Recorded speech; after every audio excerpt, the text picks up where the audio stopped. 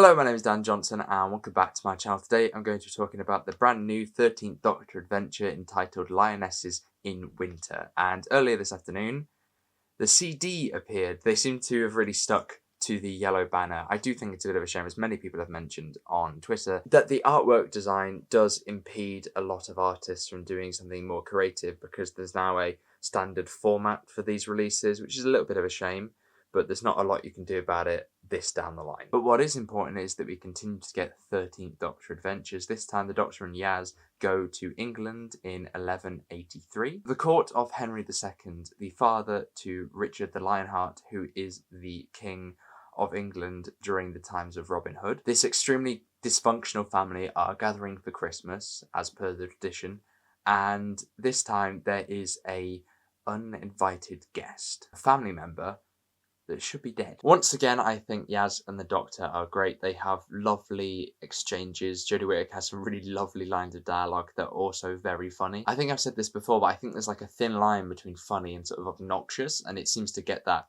pretty spot on here. It's also really nice to see a change of pace. We've had two stories so far. We had Vampire Weekend, which is a modern day tale with a vampire in a weekend of a Hindu, and then we have the Return of the Doctor, which is a very clever story with armadillos. This time they cut back a lot of Yaz's distrust of the Doctor and focus more on our one-off characters, and I found them really interesting.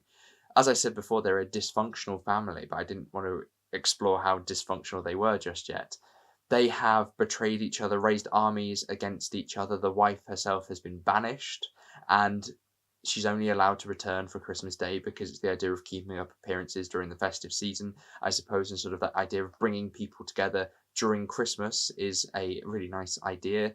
And the fact that they're not painting this family to be a regular family, there are parallels to everyone else's family, like my own, but I'm not sure if banishment and raising armies quite works. It's the idea of having arguments over Monopoly at Christmas, but taking it to a really comedic scale. I like the focus on the parents' relationship and predominantly the joint loss of a child. USP of this entire story is that all those sort of children that are sitting around at the Christmas table have all tried to overthrow each other, to kill each other, just to gain the power of the throne. I really like the ghost-like elements that the story has, and the sound design, and particularly the carols, I think really add to this sort of otherworldly, ethereal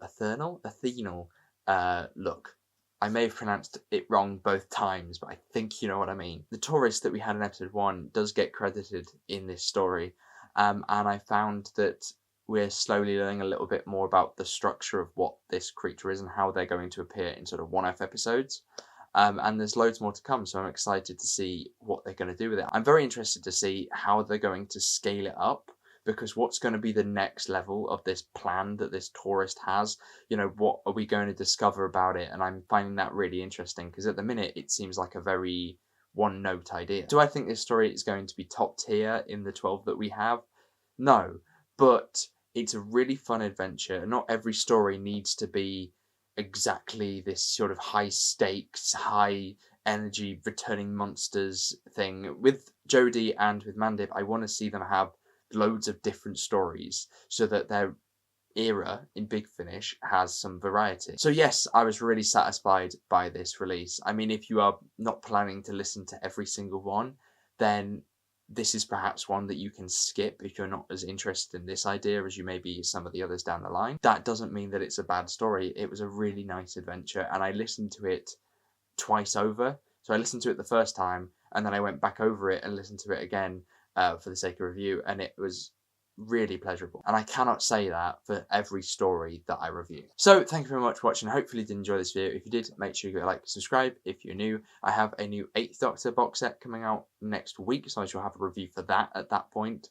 I have an exciting video about vinyls coming out at the end of the month, and December is going to be a very, very packed month. There's a lot of stuff coming out. I think 4 Big Finish box sets if I do reviews on all of the releases I'm getting next month.